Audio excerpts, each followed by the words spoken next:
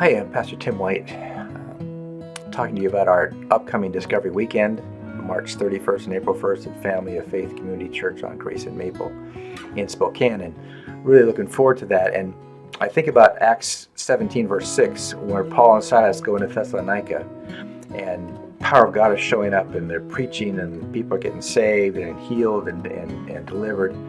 And the unbelieving Jews are jealous of the effectiveness of the gospel, so they get some unsavory characters, draw some people, get a riot, and then they shout, "These people who have been turning the world upside down have now come here."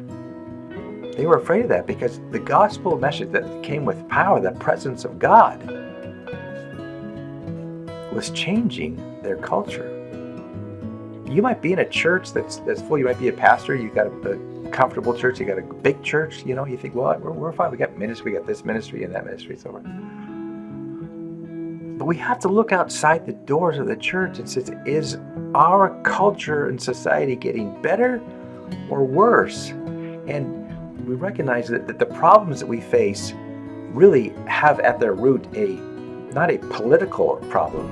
It's a spiritual problem, because everything is downstream from the spiritual. The thing that you believe, that's your belief system, and everything else comes from that. And therefore, the answer is not a political solution, it's a spiritual solution.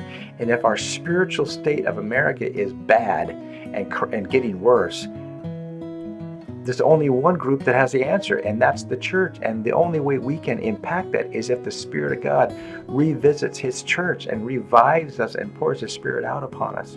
That's what we're talking about. We're not talking about just prolonged services or overnight prayer meetings, those are all good. We're talking about something that changes us in the community.